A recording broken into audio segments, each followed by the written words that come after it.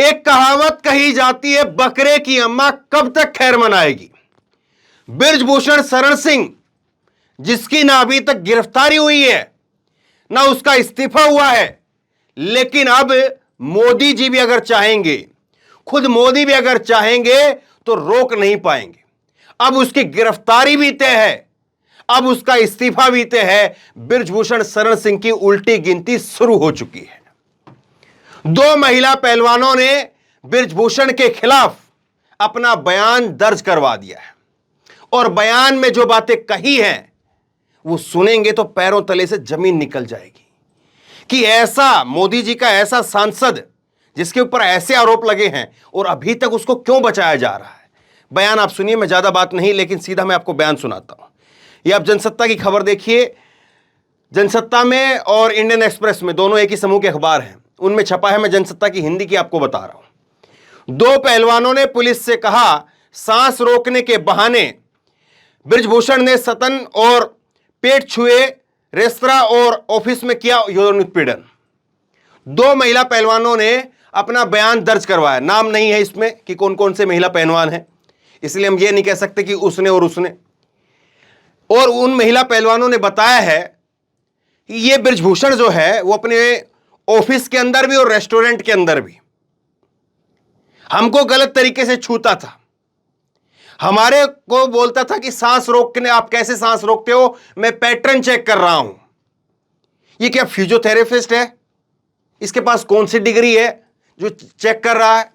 और सांस रोकने के बहाने, अब भाई सांस कैसे रोक रहे हो आप, सांस रोकने का कितनी देर तक रोक रहे हो, सब चीज चेक करने के बहाने जो है ये महिला खिलाड़ियों के चेस्ट पर हाथ लगाता था, जांघों पर हाथ लगाता था।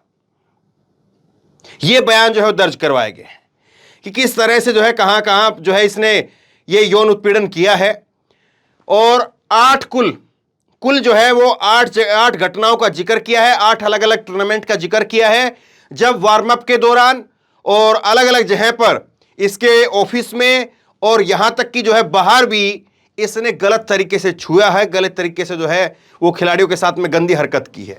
जांच के बहाने जो है ये गंदी हरकत करता था। रिपोर्ट के मुताबिक जिन दो महिला पहलवानों ने बृजभूषण सिंह पर नई शिकायत दर्ज कराई है, उसमें कहा गया है कि बृजभूषण ने दोनों महिला पहलवानों को गलत तरीके से छूने का प्रयास किया।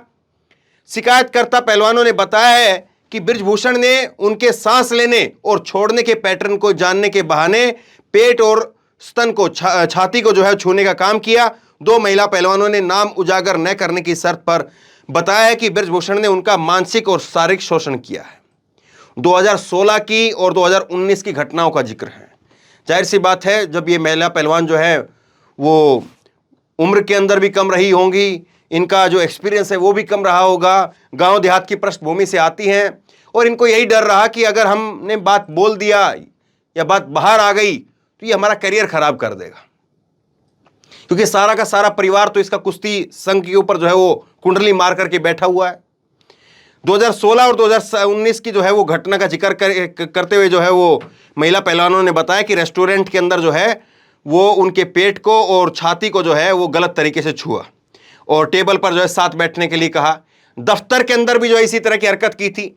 दफ्तर में भी जो है एक महिला पहलवान, जिसने अपना नाम नहीं बताया, इसको नाम 1 दिया जा रहा है, वो कह रहा है कि इस घटना के बाद में मैं अंदर से हिल गई थी, खाने तक का मन नहीं हुआ था। इस तरह की घटना एक बार होकर के नहीं रह गई, बल्कि उसने 2019 में भी इसी तरह से एक टूर्नामेंट में बृजभूषण ने जो है उसके स्तन को और पेट को छुआ था।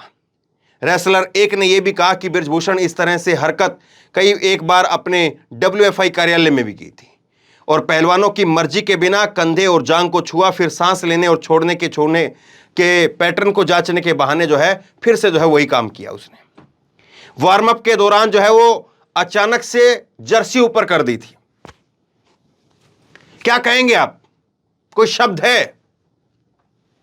ये सारी बातें अगर आपके परिवार के कोई बहन बेटी अगर बताए कि उस फला व्यक्ति ने ऐसे ऐसे किया, क्या कहेंगे आप?